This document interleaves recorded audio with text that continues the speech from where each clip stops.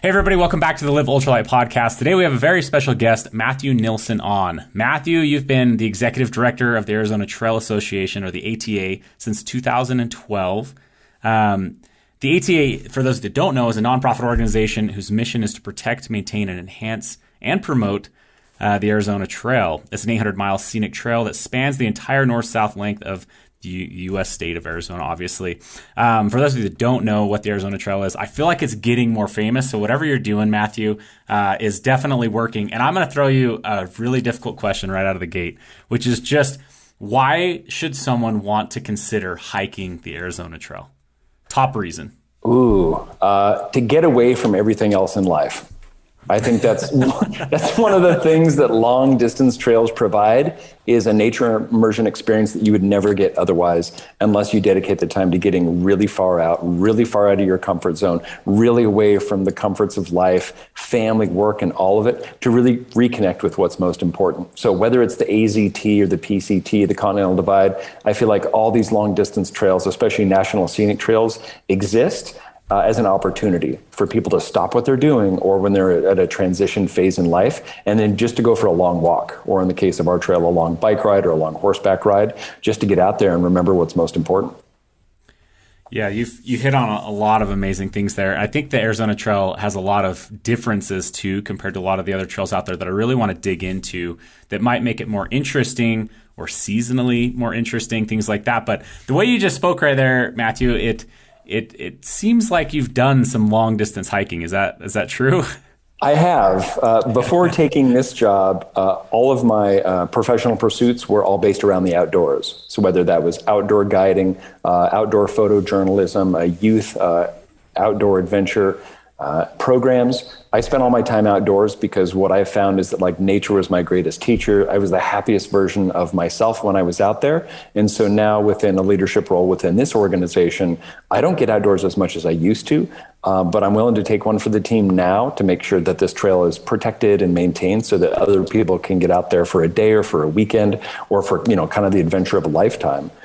And for a lot of people, as you probably know, like 800 miles seems, daunting or impossible. But then when compared with like the CDT or the PCT, it's kind of bite size. So I like that we get to work on a trail within a single state, which makes it much easier. And then also that has this different seasonality. So we see people doing it, northbound in the spring, southbound in the fall, and then an occasional wacko that will try it, midsummer.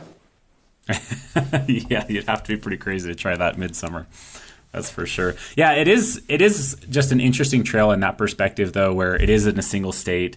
And I think a lot of people think of Arizona as desert, right? Which it is. I'm not going to say it's not, but there's high desert, and there's a lot of dynamic changes that happen within Arizona, right? Obviously, when you're down by Mexico, right? It is just like true desert, right? I think of like, Wile E. Coyote cartoon type desert, right? And then but you get up by Flagstaff. I mean, there's high mountains. There's just a massive change in that. So, like you say, even starting it at different times, depending on what you're going, is pretty important. Not just avoid it in the summer, right? Yeah. The one comment that we hear most often from thru hikers, because when people finish the trail, we ask them to take a survey. And if you take the survey, we give you a copper belt buckle as like a finisher's completion award. But the information we get from that survey is really pretty valuable. And what stands out more than any other comment is that the shocker to people is the biodiversity. People have no idea how diverse the trail is. And you're right, down by the border, a little bit lower elevation, you start around like 5,000 feet or so. But if you're northbound on day one, you're in aspens and pines on that very first day. So you climb from, the Sonoran Desert and the grasslands up to like aspen and pine forest. And for anybody who's ever spent time traveling in North America, what we found is that a lot of the biodiversity that you see in Mexico and what you see in Canada all exists within the state of Arizona. It's just all smashed together. And so there's about 110,000 feet of elevation gain in that 800 miles. And so what that means is it's never flat. You're constantly going up and down mountain ranges and through canyons and valleys. And the trail was really designed that way to really show off Arizona's biodiversity. But it's a bit of a crusher because you have so much elevation gain and so many mountain ranges. But it's a cool way to really kind of show off how diverse the state is, which you'd never know unless you were out there in the dirt. Well, I think showing that off and just experiencing that in a more condensed window like that is something that really is alluring to people, right? Because even for me, right, like where my profession has a lot to do with hiking and backpacking, it's still tough to get away, right? I still have a profession, I still have a family, I still have young kids, and so when I look at something like the PCT or the AT, like they're so long and so daunting that it's almost like, unless my kids move out and something else happens that I don't, wouldn't want to happen, like I'm not going to go hike these trails. Like it's just not a real possibility unless I do massive amounts of section hiking or something like that. And so I think that's where the Arizona Trail and the Colorado Trail are very interesting to me, because I could see how over the course of couple of years I could section hike those to completion without taking this massive toll in another area of my life, right? So I think that's a very interesting. What attracts me to something like the Arizona Trails is still this massive belt buckle, apparently, that I get, right? But massive challenge to go and take on and feel really good at the end of it as well. But it's not 2,000 miles, right? Exactly. And I love that about it. I came to work for the organization long after the trail had been established, for 20 years, and the organization had been around and all that. But yeah, I love the fact that people get this condensed experience as opposed to some of the longer trails that you mentioned. And, we really promote the trail for all non-motorized uses and for day hikers and overnighters and for through hikers as well. And what we found is that, through hikers probably make up a small percentage, 2 or 3% of people that are out there on the trail, whereas a lot of people are just getting out for a day because there's a trailhead maybe near their home or to a particularly beautiful destination. But then what we're seeing more and more and more is that people go out and hike for a day and they go, wow, this trail goes all the way to Mexico, because a lot of our signage, when you get on the trail, there will be a sign that literally says, Mexico, 400 miles, Utah, 300 miles. And I think that's an aha moment for a lot of people. Like, I could really walk all the way to Mexico. Maybe not today. And so they begin to section hike it. So we're seeing more and more people that are finishing the trail over a period of many years, because they'll pick it apart, a segment at a time or a weekend here. And there's some deep wilderness segments that take maybe 4 or 5 days to get through. But a lot of segments you could probably link together with other trails or other roads and do it in like kind of bite-sized portions. Yeah. Yeah, I love that signage.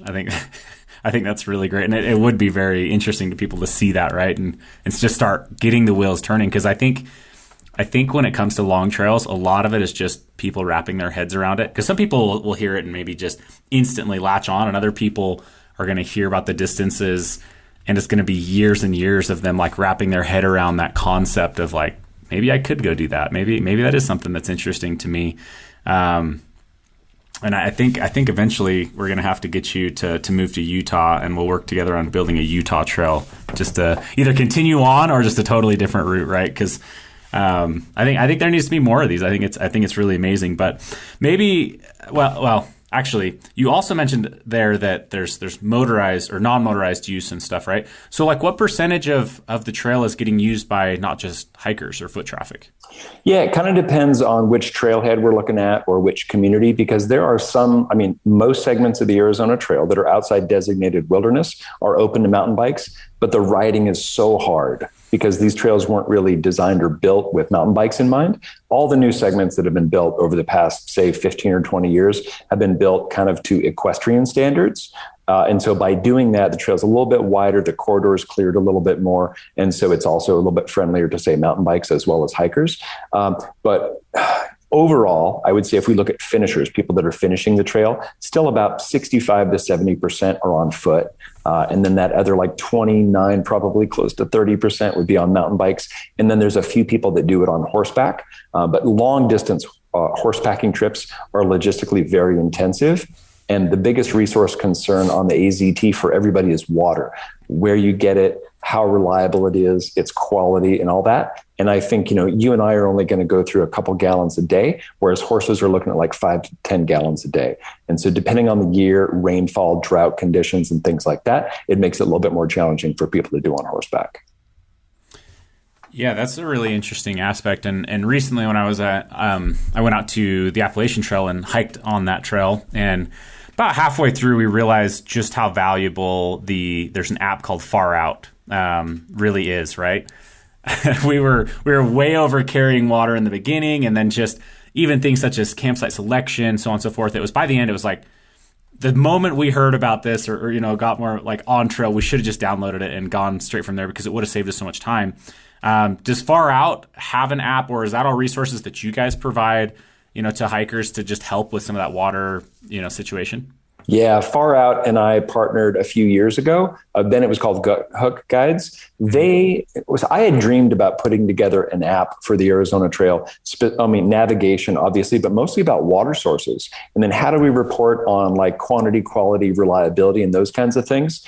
Because what I've experienced personally, extreme dehydration, and then coming across a water source that under any other circumstance, nobody could have paid me enough to drink from it. It smells like cow poop. It's because it's full of cow poop. It's green. You slide the scum off the top and then try to filter it. It still tastes terrible. But that might be your only water source. And also notice, just with that, not to cut you off there, but for those that don't live in a desert, you can filter that water and you can drink it, right?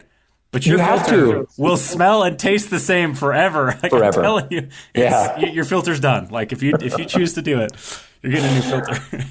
So imagine that's your only water source, say for 20 miles. You come across and you're like, oh, this is disgusting. There must be something better around the corner. Unless you did the advanced planning or unless you have the app, you might not know that you might be another day out from real water. In that day's time, you could dehydrate to the point where it's medically dangerous, right? So I dreamed about developing an app to help people with navigation, but mostly to document these water sources. But I'm not an app developer at all. And then fortunately, almost out of the blue, Gut Hook contacted us and said, we have an app for these long trails. We'd like to do one for the AZT. And I looked at what they did and I thought, this is absolutely perfect. So we provided all the data to them because we'd already had it. We've been studying water sources for about a decade with photographs, GPS coordinates, and all of it. And so we've added layers to the FarOut app over time. And through the survey that I mentioned for the completion award, what we found is that about 98% of people that finish the trail are using the app, which makes me really happy because, I wrote a guidebook on the trail 10 years ago, and the thing was outdated the day that it was published because there was a new reroute, and there was a closure, and there's this and there's that. But with the app, we can update that thing in real time. And, wildfires are a major concern statewide, usually starting in February or March and then going, through the summer, sometimes even into the fall. And so if there's a closure or there's a hazard, we can get that thing updated that day so that whoever's out there on the trail who's using it can get that information literally in real time. And that kind of technology is just amazing for hiker safety. Yeah, it truly is. I don't know. So Arizona Trail will be so brutal that I feel like it's just such a leg up, right? Like when we were on the AT, right? So we started off coming from Western hiking, right? Where I think we were carrying each almost 4 liters of water, and we just were passing water source after water source, and this is stupid, So by day 2 we're down to 2 liters, and then another day we're carrying 1 liter of water. But then we had a long water carry where we're like, oh crap, I wish that we would have known this was a long water carry, but people that are using the app, it was so, and this isn't supposed to be a big promotional for FarOut or anything like that, but it was so specific and actual, right? Because it's they're getting user generated content back. It seems where they're saying this isn't a good water source. They can update that pretty quickly.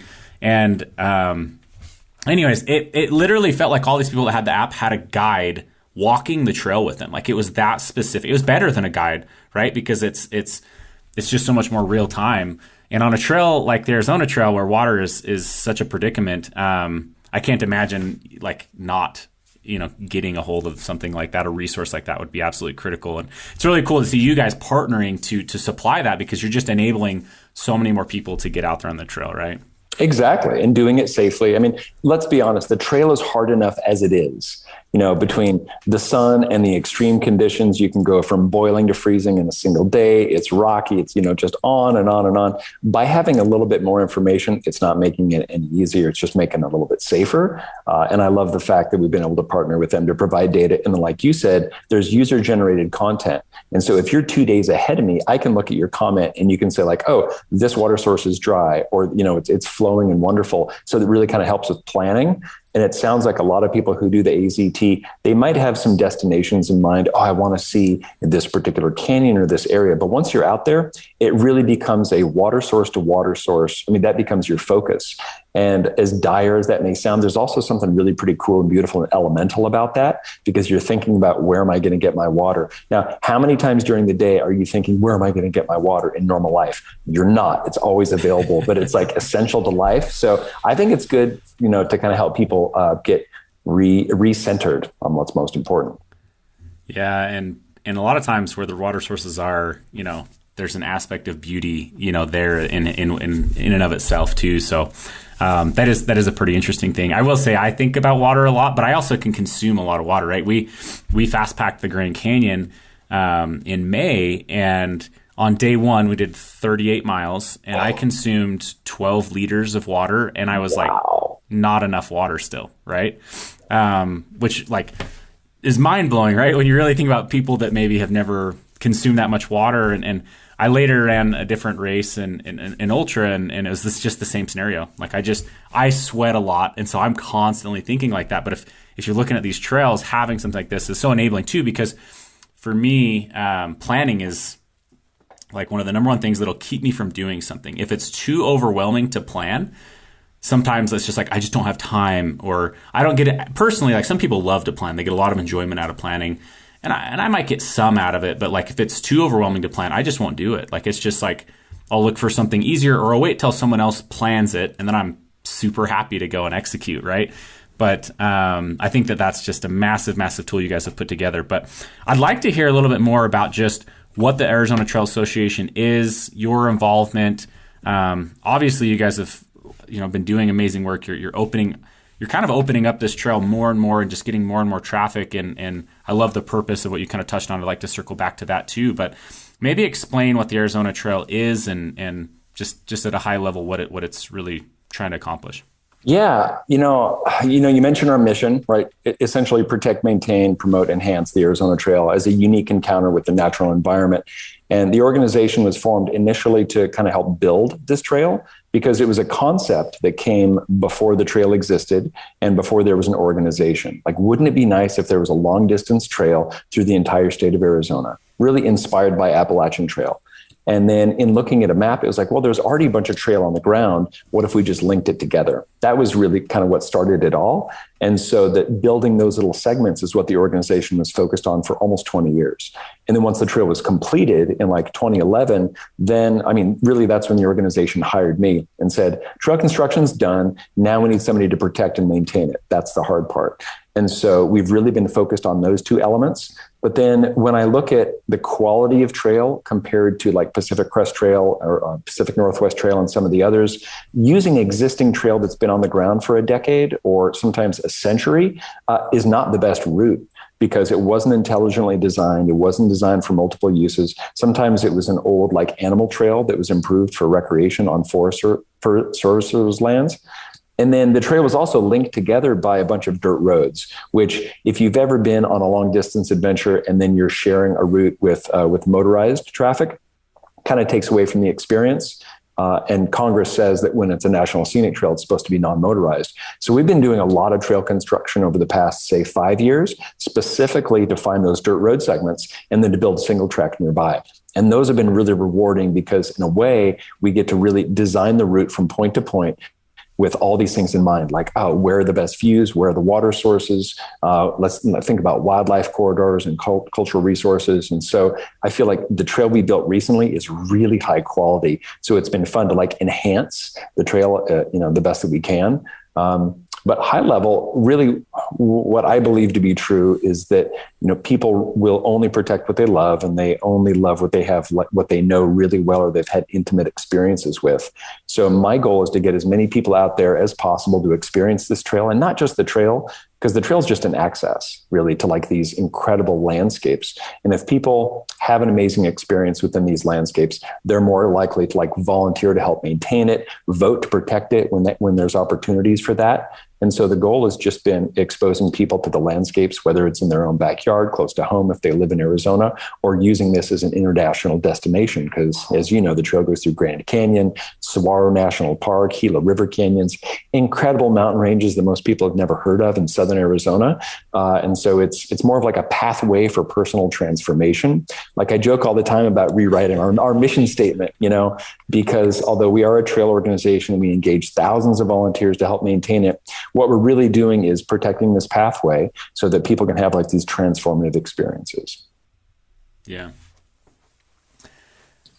There's so much there, I think, to unpack. I think obviously like you guys are just optimizing this trail at such a high level, but it's so interesting to think about just how much truth there is to people will protect what they love. And it's just these two things that you've got to balance now, right? Of we're trying to drive traffic into it, but we also want to protect it, right? And so it really begs this question of like, how do you do that, right? Do you lock it down to protect it, or do you try to open it up so that more people care about it, right? Because that's, when you come into a democracy, voting, all those types of things, it's enough people have to care to vote it in, right? And to keep those things alive. So, what do you see as a trail, maintainer, organizer of these types of crews and things? What can people do just as they're hiking to improve the trail and the experience? I mean, obviously there's some underlying principles, whether it be something from leave no trace or just making sure you're maintaining your own trash, those types of things. But is there things like maybe even more specific to the trail itself that would be helpful for people to do or pay attention or maintain as they go? Yeah, that's a wonderful question. I feel like, trail maintenance is a massive endeavor. Like anybody who's ever done trail maintenance, or even if you haven't, have you ever done landscaping or yard work?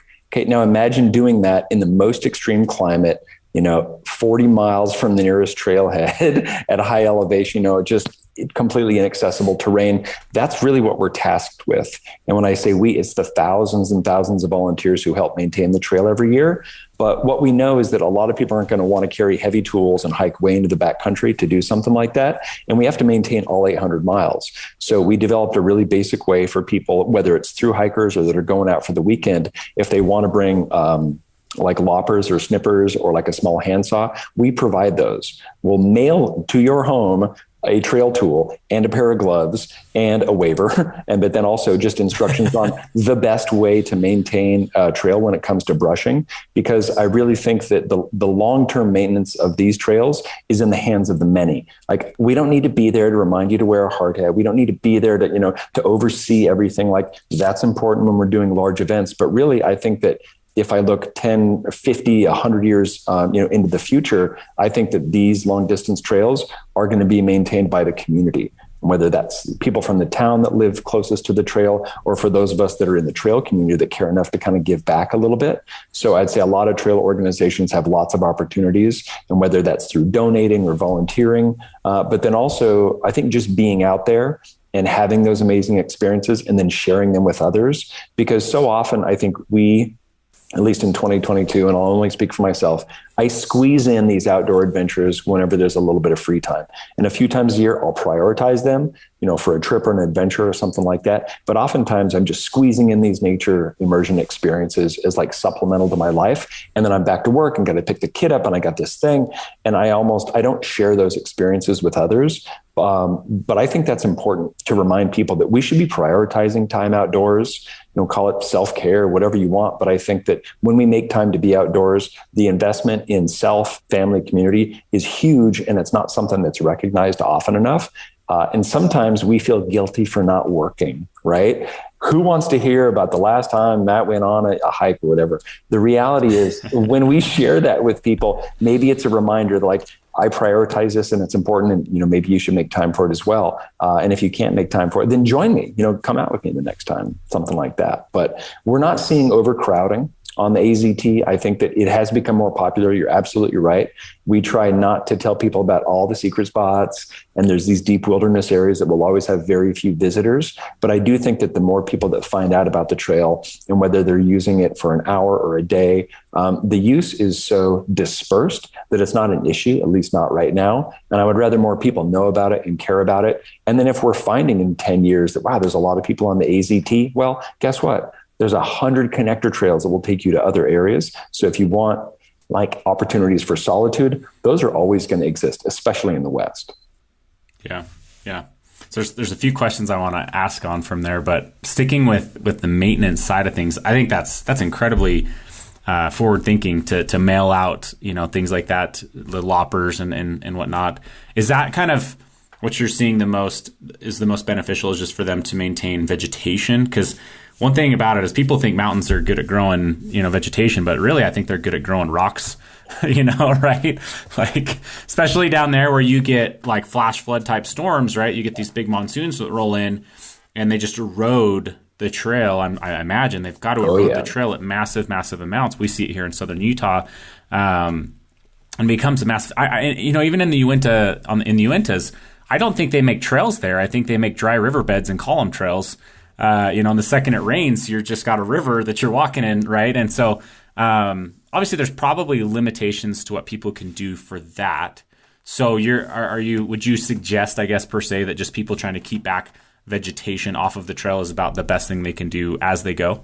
Yep, I think so. It's a haircut, and the hair needs to be cut pretty consistently. Like what we just saw this summer was almost near record rainfall. So herein lies our cycle right now in the West, right? We have these long periods of drought and then wildfires and then boom, massive rainfall. And that is the worst or the best, depending on how you look at it, recipe for erosion. And our trails can become just these erosional pathways. And so what we're seeing, especially now, is that in autumn, after summer rains have come and gone, that so much overgrowth is crowding the trail that people are being shredded or have a hard time finding the trail. So hacking back the vegetation is at least a twice a year endeavor for 800 miles. So it's pretty significant.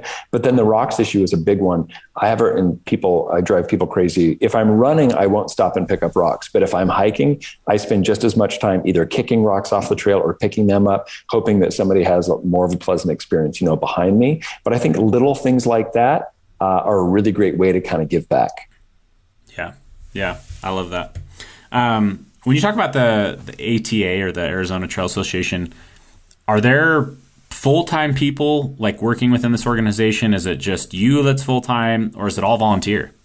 It's a combo. So we have a pretty robust staff. Right now, there's 17 people who work for the Arizona Trail Association. And I would say about a dozen of them are full-time. And that's, people like me as executive director, an admin person, a full-time trail director, a full-time volunteer coordinator. And then we also have staff that specifically engage youth and veterans. So we have a big statewide youth outreach program. And that came about 10 years ago when I first started working for the ATA. And I realized that, at the time I was probably almost 40. And I was like, wow, I'm the youngest one in the room by like half my age. And unless we're getting more young people excited about the trail and involved, then 30 years of hard work could disappear in another decade or at least in another generation. So we get about 1,200 kids on average out on the Arizona Trail every year. And not just for a field trip, but we get them out on the trail 5 to 10 times during the school day, during the school year, and it becomes part of the fabric of their school curriculum. And that program is really amazing because I think that the investment in youth means that those people are going to replace our trail stewards and our staff and kind of grow up knowing that the Arizona Trail is theirs and it's theirs to care for. So there's a couple of 4 staff that just work with youth engagement programs. And then about a year and a half ago, we hired a full-time veteran outreach coordinator. And mostly what he does is works with recently returned combat veterans to get them out on the trail, one, to build a community as veterans outdoors, to provide a safe space for veterans to come together, and also gives them a mission. So what we do is these veterans volunteer work weekends to get them out maintaining the trail, building new segments of trail. And that program has been so popular that we've been able to actually expand that into paid opportunities for vets to do stuff that's kind of beyond the ability of some of our volunteers, like deep backcountry work. So yeah, really proud of the work that we've been doing there. Yeah, I mean, as you're talking about this, it just seems like such a a well-run organization, right? Like most of the time you just think about volunteers and you just think of just the headaches and the lack of innovation also as far as just forward thinking and trying to get these things to work together, right? And it sounds just absolutely incredible, the way that you've put this together, the forward thinking, just all these different elements that really do play into the long-term health of a trail like this. It's absolutely incredible. How do you like gain funding for this besides, some level of donation, I would imagine, but I imagine there's got to be grant work or something like that you're you're justifying as you go. And, and grants are amazing if you can get them, right. But I imagine someone there really understands that system and is being able to pull some of that in to be able to build such amazing resource as this. Exactly. Yeah, it takes a village to both like maintain the trail, which is our main focus, right? But then in order to keep the organization like healthy and functional, innovative, and then also kind of sustainable, because so much of what we do is based on a sustainability model for the trail itself and engaging people. But when I look at like this organization, we're 28 years old now, and I've been with them for about 10 years. My goal is to make the trail sustainable. And if the organization can be sustainable too, that's great. But if we all work ourselves out of a job and we train and inspire tens of thousands of people to be trail stewards and trail protectors and, trail advocates, mission accomplished. Then I could see the organization going away at some point, as long as there's a big enough community to sustain it. But I think we have a lot of work to do to get there, like another generation or so before we get to that point. So the goal has been to keep enough money flowing in to support it. What we try to do is maintain a pretty diverse stream of funding, so that if there's ever an economic downturn or a government shutdown or things like that, that our funding source, if there's only one or two, doesn't just disappear, but it's a big mix of donations, membership dollars. We put on special events like trail running events that generates about $100,000 a year. Do a lot of grant writing, like you said, both myself and we also have a development director, and she's only focused on fundraising for the organization. We also have corporate donors, and then the Forest Service, we have a challenge cost share agreement with them. And that's made up more and more and more of a percentage of our budget because of a trust relationship, because federal agencies just don't give money to anybody. Despite what you read, you really got to work for it. And so what I've found is that by increasing our own capacity and showing this agency, especially the Forest Service, that we have better capacity than they do. We're a lot more cost efficient than they are, and we can leverage it with private money and volunteers, that I've been able to shake loose a little bit more federal funding. So right now, with a staff of 17, 2,500 volunteers that participate, about 100 businesses, a dozen communities or so. It's pretty amazing. Yeah, it's absolutely amazing. And I don't want to get too far into the weeds as far as just maybe some of the listeners right now aren't understanding as much of this or why it's important. But from my perspective as a business owner, it's absolutely, impressive what you're doing and what you're trying to put on, because it's just not really heard of to operate in that way. And, when I went out and hiked on the AT, I was very impressed at how well maintained that trail is. But that trail's got, decades and decades of time over the top of this one. And there's just so much longer heritage there. And so to do what you've been doing in such a short amount of time, I think is incredible for sure. And, I think selfishly, my hope would be that you would work yourself out of a job and retire in Utah. Now, I don't invite many people to Utah, other than to maybe visit for a minute and leave. Right. But no, no, I mean, seriously, I mean, you could probably mentor people in different states and just have a phenomenal impact, nationally on what you've been doing, because it sounds very, very incredible. No, I have to give credit to Appalachian Trail and Pacific Crest Trail, because I feel like they're the model. First of all, AT, without a doubt, and the ATC, Appalachian Trail Conservancy, have really wrote the playbook for how to build, manage, and maintain a trail. And then I grew up right next to the Pacific Crest Trail on the east side of the Sierra Nevada in the Owens Valley of California. So I spent all of my youth really exploring the Eastern Sierra and spending time on the PCT. And so being able to see how those trails are managed, and then coming into this role at the Arizona Trail Association, I feel like we're doing a pretty good job, but it's only because we're standing on the shoulders of giants, if you will.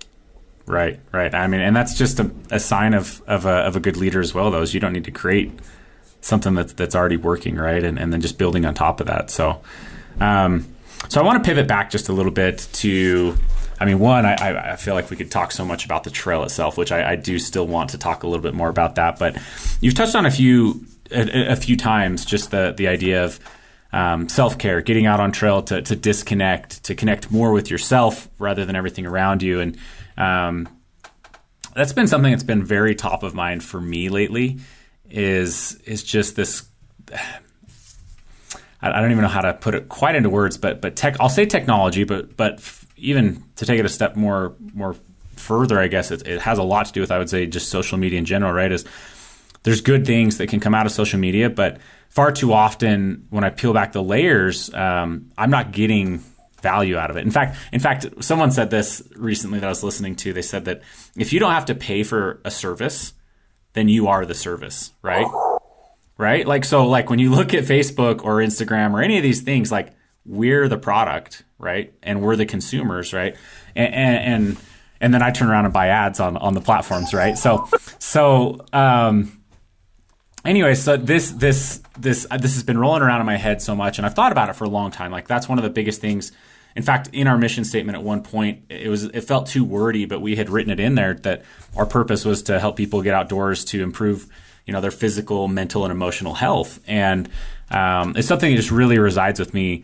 This month, actually, I decided, just to get rid of social media off of my phone, for instance, just to try it out for a month and see what that's like. And it's been fascinating, and it was far easier than I expected in so many ways. And, for work purposes, I still will sometimes get on to some of our groups and stuff from a desktop computer, but I can punch in, I can punch out very easily. But I'm starting to believe that it's absolutely like the number one priority of our day and age is to help people with this. I like, because whether you're me and look, I have nothing really to complain about in my life. Like everyone's life is hard, but I mean, like I'm doing my dream job. Business is well. I love our team is phenomenal here. Got amazing kids, an amazing wife, and I live an awesome life. But doesn't mean that I'm just like happy for no reason, right? Because I can easily get onto Facebook or Instagram or whatever it is, and I can just start comparing. Even when I don't realize I'm comparing, I'm always comparing, and there's no such thing as a healthy comparison other than comparing yourself against yourself of the past, right? Am I improving myself or am I not? And anyways, you've touched on this a few times. I'd love to hear your take on this, because I think that's the biggest driver and something that I'm just thinking more and more about, like, how can I have a bigger impact there? Is that what Outdoor Vitals needs to really focus on with our charitable donations or things that we do and propagate, is just helping people realize that whether you're, rich, poor, whether you're discriminated against or not, like, you can be happy on any side of the coin. And most of the time it's from a lack of connection with yourself and just massive comparisons from the connection of technology. But yeah, I completely agree. We should go for a hike sometime and talk about this and leave our phones behind. I totally agree. And I think, that was one of the motivations for starting the youth program. Like I mentioned before, I want to, replace our stewards and our staff and all that. But really what I'm seeing, and I have a 13-year-old kid too. What I'm seeing is more of a reliance on technology. And as much as I try to restrict the use or say, okay, I'm not going to do social media today myself personally, like we're a little trapped. We're a little trapped in it. But what I've found is that as soon as I'm outdoors in nature, occasionally I'll use the app or I'll use my phone to take a photograph, is that a lot of those layers get peeled back. And the thing that I love the most about outdoors and outdoor adventures is that I get my ego completely shattered and crushed. And that doesn't happen in normal life, especially not through social media or through, controlled relationship interactions that I have. I think the ego gets the best of me. I think that's, just kind of part of, human nature. But when I go out for a long hike or a run or a bike ride, and I just get completely smashed by the weather or dehydration or exhaustion, and it breaks me down to my core, then I'm like, wow, this is what happiness really feels like. And I know that outdoors is not the same for everybody. Not everybody feels as comfortable, as I do. So I'm not going to put that on anybody else. But personally, I've found that I'm absolutely the happiest I've ever been when I'm out in nature. And sometimes it's when I'm getting my butt kicked, when I'm really far and outside of my comfort zone. So providing the opportunity for people to have those experiences, or to look into the mirror that is nature, because we are nature, right? It is our nature to be outdoors and to be in those environments. And only very recently, within the past couple hundred years, have we sheltered ourselves from that. We've built homes to keep nature out. We've built lives to keep nature out. We've paved over everything and created what we think is how we're supposed to be living. But then for me, when I take my shoes off and I walk out into the dirt and I hear bird sounds and the way that, sunlight is filtered through trees, like that feels natural. That feels right. And that reminder kind of keeps me going. Like, I would like to do that again, or the things I learn about myself when I'm out there. So yeah, I think whatever we can do collectively through the podcast, through your company, through organizations like ours, if we're encouraging and making experiences like this more accessible, then I think we're going to see better mental and emotional health, not just within ourselves and our communities, but nationwide. Yeah. I always say that Mother Nature is just the great humbler, right? It just, no matter how much you prepare, no matter what you're doing, you are going to get humbled at some point. Could be from a storm. It could be from a peak. It could be from elevation. It could be from whatever. But that it's kind of like that concept of you have to have light to experience dark. And with this, it's like, people might just suggest, like, why would you go do something hard? And sometimes I think people don't understand why you would do something hard. But to me, it's you do something hard so you can experience something that's not hard. When you start eliminating things that are hard in every area of your life, pretty soon it becomes gray. Like the whole thing just becomes gray, and there's no highs or lows, right? And so yeah, I totally agree. To me, getting in the outdoors and having those experiences of being humbled, or slightly uncomfortable at times, or these different things is what makes you feel the most present, because you can't not be present when you've got this many miles to cover to beat this storm, or you need to get your shelter set up because it's cooling off fast in the desert, and those types of things, right? Or you got to get to this water source because you're running. You have to be present, and that's something that far too often people are just numbing out. To say it another way, they're just flipping open technology and they're just gone and they're feeling nothing, right? So anyways, I totally agree with that. And I think people, when they cringe a little bit about, oh, well, the outdoors could be uncomfortable, like that's when you smile and say, yes, that's exactly what we're going for here, right? Yeah. Because without it, what is life about, right? So I love that.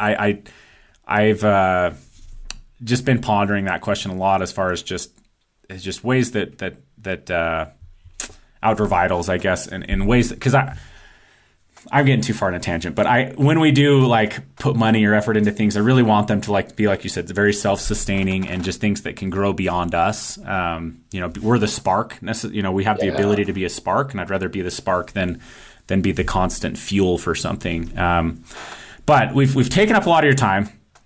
But by no means are we done yet, because I do still want to hit highlights of this trail. I mean, the initial question that I had written down that I wanted to help solve for people is just why they should hike the Arizona Trail.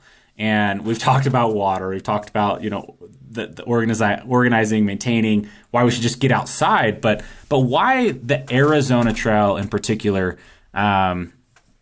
Maybe just talk a little bit about some of the things that they could experience in Arizona that you just can't experience anywhere else. I can tell you right now, after hiking even just a little section of the AT, you can't experience what you can experience in Arizona on the AT, and maybe vice versa to some extent, right?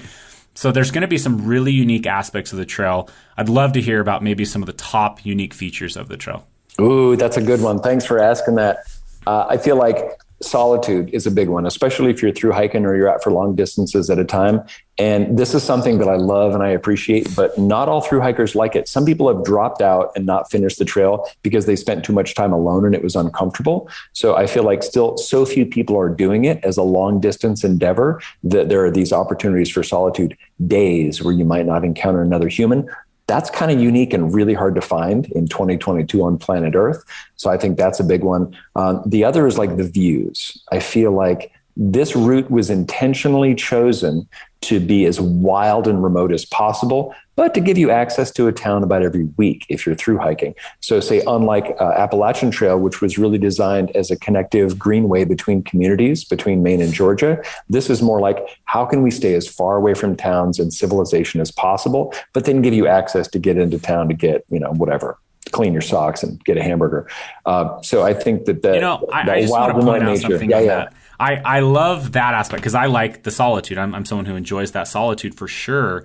And I could absolutely see why people maybe that come from the Appalachian Trail straight over, it'd be a polarizing, completely opposite experience, right? But I think there's like, how to say, there, like that is like what we've just talked about. The harder part is the best part sometimes of some of these. We were shocked, I guess, by the amount of times you would cross through cities on the Appalachian Trail and just the constant actually being in like cell service and some of those things. So that's something to me that I think is a phenomenal highlight actually. Yeah, agreed. And it may not be for everybody, but that's something that you can expect on the trail. The other is I think that because it's in the West and because you hit so many mountain ranges, like really, if you look at an elevation profile of the AZT, you go like, wow, how is that even possible in this state?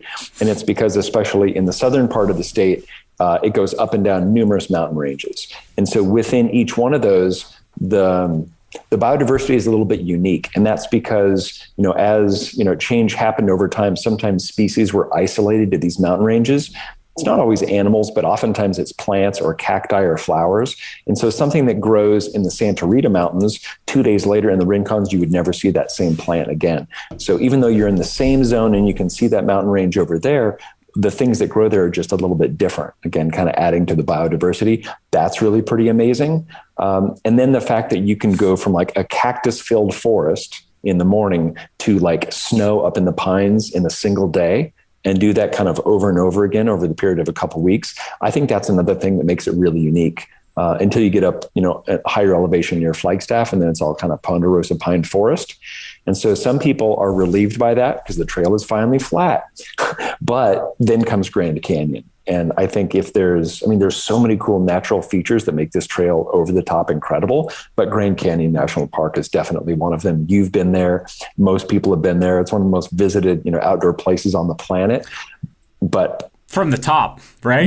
Yeah. But once you get down into it, and that's where the beauty lies. I worked as a Grand Canyon backpacking guide for about 10 years, and I got to hike almost every trail inside the park and lots of off-trail routes as well.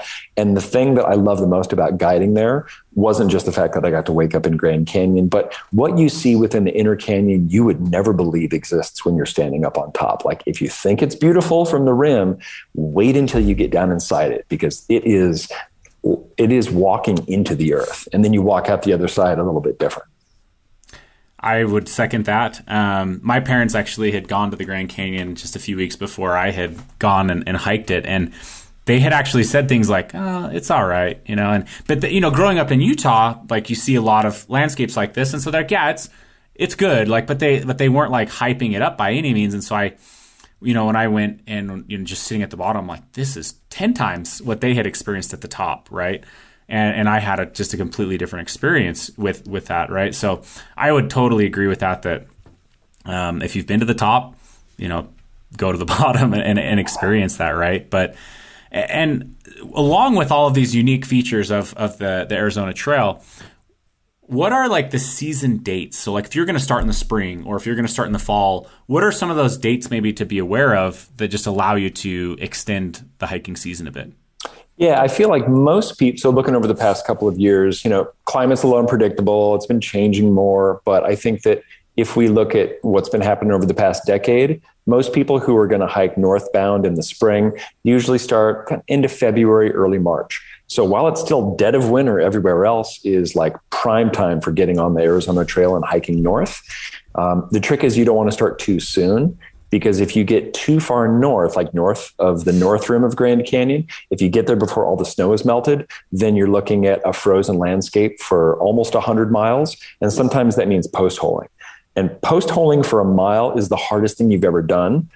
Post-holing for 100 miles is actually not possible. So we see a lot of people drop out, turn around, and go back to the South Rim and then call it a day. So I think watching the seasons, watching the winter snowpack goes into kind of the planning thing you were talking about before. But I think that, March through May is a really nice springtime northbound. And then in the fall, in the autumn season, like right now, we see people that start mid-September and then start hiking southbound. And the goal is to get through all the high mountain ranges of southern Arizona before winter really hits. In the past few years, what we've seen is that winter comes late or doesn't come at all. So the autumn season is a little bit more stable and predictable, whereas in the springtime, sometimes it can get really hot really early, or sometimes there's a surprise, late winter storm. But it's nature. Like, you get what you get and you throw yourself out there and hope for the best. If you were to recommend going, south to north or north to south, do you have a recommendation? I think for water and weather, especially like stable weather, things like that, I think October is prime time on the AZT. So starting trying to hike October, November is perfect when it comes to weather. And a lot of times we have such wet summers now that the water is pretty reliable. So that'd be my recommendation, is do it southbound. I mean, you could also do it northbound as well, but most people are doing it southbound in October, November. Okay. So you would need a permit to stay in the bottom of the Grand Canyon. Is there any other times that people would need to worry about a permit? And not that you have to stay in the Grand Canyon. You could go rim to rim in a day if you're, healthy or are able to do that. It's what is that, about 25 miles with a lot of elevation. So that is something you could do. But is there any other permitting that people would need to worry about to complete the trail? That's a great question. The only two permits that are necessary is when you're in a national park. And the Arizona Trail goes through 4 national park units, but there's only 2 that require a permit. So that's Grand Canyon, which is what you mentioned. If you can do it in a day, don't need to worry about a permit. But Grand Canyon is like the most special place on earth. So I'd say spend multiple days down there, camp at the designated camp spots. There's no, wild or dispersed camping inside the national park. There's 3 places that you can, camp within, kind of the main corridor trails. So there's that permit. And then Saguaro National Park, which is not far from Tucson, Arizona. That's actually the biggest elevation gain for most people in a single day along the entire trail. That national park requires both an entrance permit as well as an overnight camping permit, and they make it really easy. You can do it online. We even have signs posted on the trail about 40 miles on either side of Saguaro National Park, so you can scan it and get your permit in advance. But yeah, those are the only 2 that are really necessary. Otherwise, there's no long distance hiking permit or any others that are needed. Yeah, it sounds like you've thought of everything here to help make this easy and accessible. Which is just really, really cool to see. I mean, I'm envisioning in my head, like, maybe I should set a goal to like chip off sections of the Colorado Trail in the summer, and then the Arizona Trail, when some of the other sections aren't accessible. Got my wheels spinning a little bit of, I need some new goals. And it's kind of that time of year where I start thinking, all right, what should I start setting for some goals for the future? But yeah, really, really interesting trail, to say the least. It sounds like you've just done a phenomenal job organizing it, putting it together, promoting it. I'm glad that we were able to talk and help promote this as well, and hopefully, just further your cause and help more people get outdoors. Something we're just absolutely passionate about. If we were to suggest people go, if they want to learn more or connect or anything like that, where can they go to learn more about the trail or even connect with you? The best way to learn more about the trail is to get out there. And there's dozens of trailheads statewide. So I'd say just go and experience it for yourself. But of course, if you want to do a little advanced planning or learn where the trailheads are, learn more about the organization, aztrail.org is our website home. And of course, we're on every social media platform. So you can get involved in that way. But really, like, the beauty and the experiences lie out there on the trail. So I'd say just make time, whether it's near Flagstaff or Tucson or even the Phoenix area. If you're just passing through town, get out there for an hour or a couple of hours. Or when something happens in your life where suddenly you find yourself with 2 months to go for a long walk, then I'd say make the AZT a destination.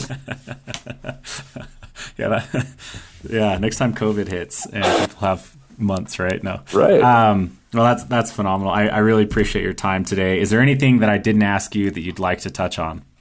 I'm sure I can talk about the AZT and outdoor philosophy all day long. But since you brought up Utah a couple of times, which is one of my favorite places on the planet, I have some good news about a long distance trail through Utah. This comes from the Utah Office of Outdoor Education. They do a conference once a year, and I was invited to speak a few years ago. I think it was 2019. So I went up, and actually we had done an analysis of what other states in the West could support a long distance trail system. And the one at the top of the list was Utah. And that's because if you look at both north-south, which would make the most sense, but also east-west, that there's enough public land, especially national forests, monuments, and parks within the state of Utah to support a long distance trail that would be almost entirely on public land. And that is really hard to find. And that's another thing that I think that makes the Arizona Trail unique, because if you look at the AZT right now, in 800 miles, it crosses 4 pieces of private property. And that's only because we've done some reroutes recently that actually added a little bit more private. Whereas if you look at the Appalachian Trail, it's almost 2,000 pieces of private property that the trail traverses. And so in the West, we don't have as much private property. There's more public land, which is probably why we live here and why we love it, and one of the many reasons. But Utah is uniquely situated to be able to support a long distance trail system through public lands. And so I fully support it. I would love to see the AZT connect, because what happens at the AZT at the Utah border? It just stops. And it could continue, and it should. And so maybe that's our next big project. Yeah, I would love to hear about it. If you need any help or whatever it is, reach out to me for sure, because I think that would be really cool. And much like I imagine in the AZT, it'd be a lot of just connecting the dots that we already have. There's so many opportunities to connect so many of these mountain ranges and things. And just like with the Arizona Trail, would have some pretty massive diversity for sure. You'd be starting in that desert area, and then, high desert, but desert.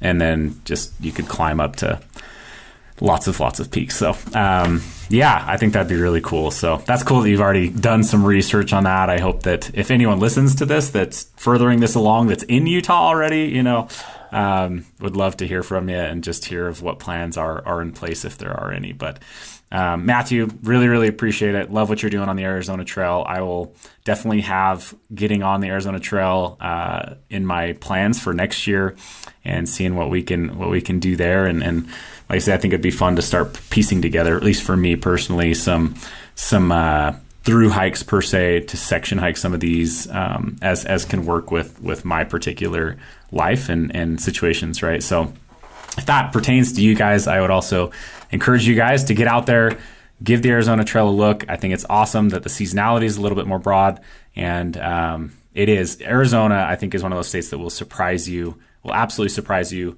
whether you're driving through it, hiking through it. It's got more diversity than I think most people have any idea. So anyways, really appreciate it, Matthew. With that, we'll go ahead and close this up. And thanks for tuning in to Live Ultralight Podcast. Make sure you're subscribed. Drop us a review if you enjoyed this one, and we'll catch you on the next one.